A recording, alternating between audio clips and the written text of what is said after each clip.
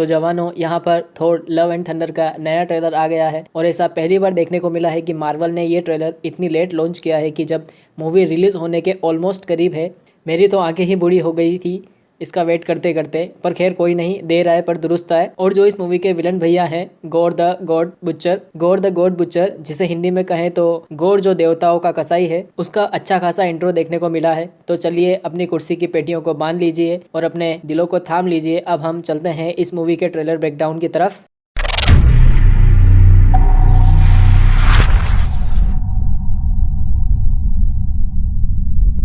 इस ट्रेलर की शुरुआत होती है उसी जगह से जो हमने पुराने टीजर में भी देखा था, जहां पर हमारे थोर भैया अपने आप को बलशाली बनाने में लगे हुए थे और अपने मन में गंदे ख्यालों को भी मेडिटेशन के द्वारा दूर करने में लगे हुए थे और अपनी एग्जाम की तैयारी के लिए फोकस कर रहे थे। और आप इसको थोड़ा ध्यान से देखें तो यहाँ हमें दो लोग एक पहाड़ पर चढ़ते हुए दिखाई देते हैं। उनमें से एक तो हमारे थोर भैया है और दूसरा कैरेक्टर एक फीमेल का है जो कि वेलकेरी हो सकती है, पर यहाँ वेलकोरी के होने के चांस कम है। तो यहाँ पर गार्डियंस ऑफ द गैलेक्सी की मेंबर मेंटिस हो सकती है या फिर नेबुला।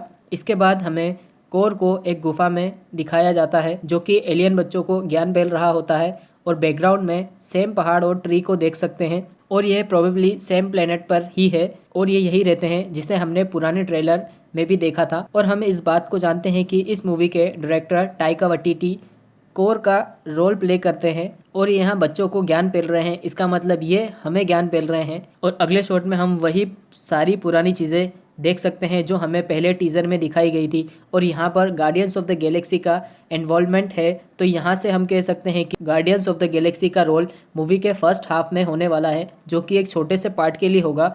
इसके बाद हम थोर को एक लेदर का जैकेट पहनते हुए देखते हैं जो लाल रंग का है और यहाँ पर हम ध्यान से देखें तो हमें मेंटिस के फोरहेड पर एक नई सी चीज़ देखने को मिलती है।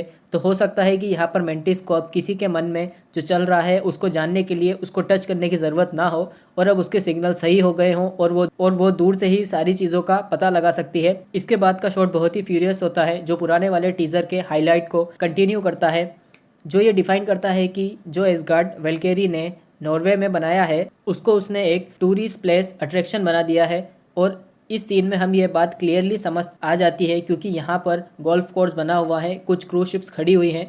नेक्स्ट शॉट में हम थोर को स्टॉर्म ब्रेकर ज़मीन में मारता हुआ और अपने कॉस्ट्यूम को चेंज करता हुआ देखते हैं, लेकिन ये कॉस्ट्यूम नहीं है और उसके पास में दो बड़े बड़े बकरे दिखते हैं। भाई बकरे देखकर तो आज मूड ही चेंज हो गया, लेकिन कॉमिक्स में इनका नाम ट्रूथ ग्राइंडर और टूथ नेशर होता है और ये बहुत ही बेडएस होते हैं।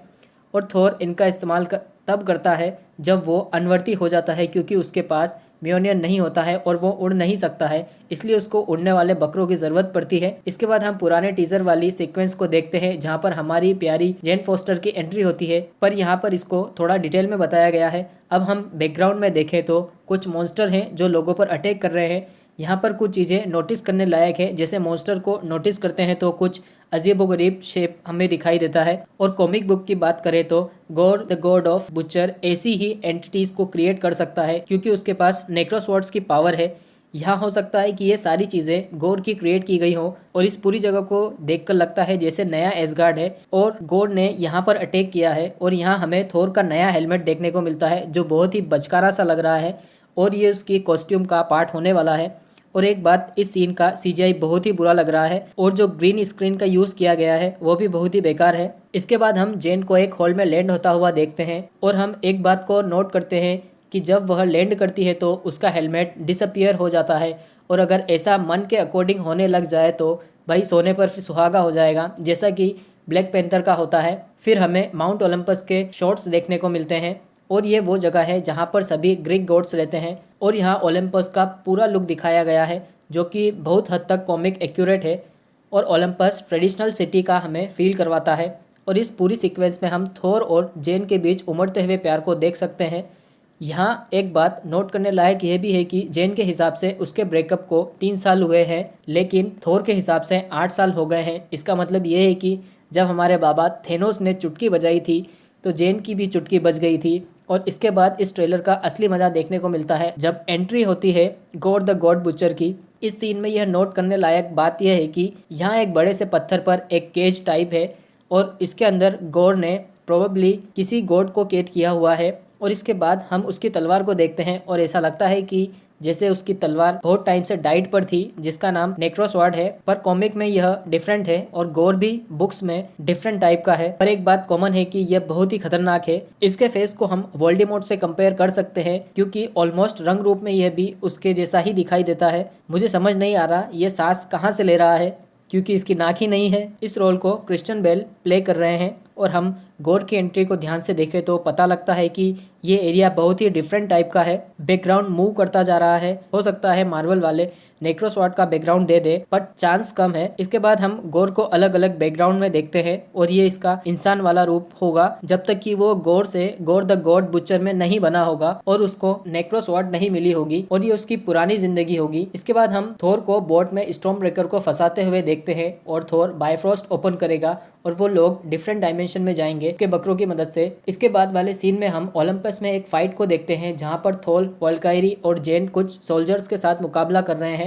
और इस सीन में हमें एक बहुत ही इंपॉर्टेंट पार्ट देखने को मिलता है जहां जेन म्यूनियर को अपने विल पर तोड़ और जोड़ सकती है, मतलब उसके टुकड़े कर सकती है और फिर उसको जोड़ सकती है। इसके बाद हमें फिर से गोर द गॉड बुचर को देखने को मिलता है। और एक बात, अभी तक हमें गोर के जितने भी सीन मूवी में दिखाए गए हैं वो सब ब्लैक एंड व्हाइट हैं। अगले शॉट में वह अपनी स्वॉर्ड का पावर यूज करके जमीन पर गाड़ता है और एक ब्लू एनर्जी देखने को मिलती है और उसके बाद ये प्लेस डिस्ट्रॉय सा होता हुआ नजर आता है। और कॉमिक में जब थोर और गोर की फाइट होती है तो गोर को हराने के लिए 3 थोर की जरूरत पड़ती है जो अलग अलग टाइम के होते हैं और सब लोग मिलकर उसे सन में भेज देते हैं। पर गोर इतना पावरफुल होता है कि वो सन को भी ब्लैक कर देता है। और इस पूरे सीन में हम थोर, जेन और वोल्कायरी का गोर से फाइट करता हुआ देखेंगे। पर हम यदि इस सीन को गौर से देखा तो वोल्कायरी के हाथ में वही लाइटिंग बोल्ट है जो पुराने टीजर में ज़्यूस के पास था।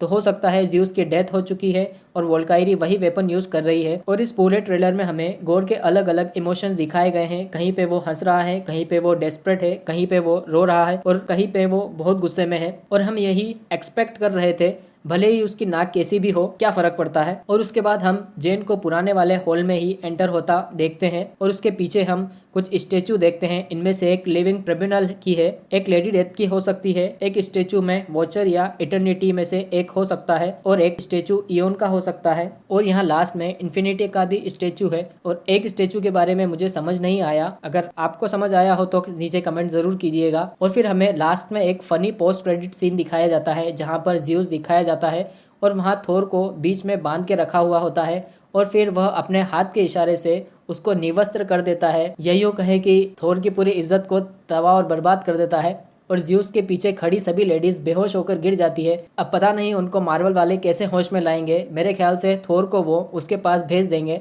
तो बस हमारे ट्रेलर का ब्रेकडाउन यहीं पर समाप्त होता है। उम्मीद करता हूँ आपको वीडियो पसंद आया होगा। चैनल को सब्सक्राइब और वीडियो को लाइक करना ना भूलें। मिलते हैं अगले वीडियो में। धन्यवाद।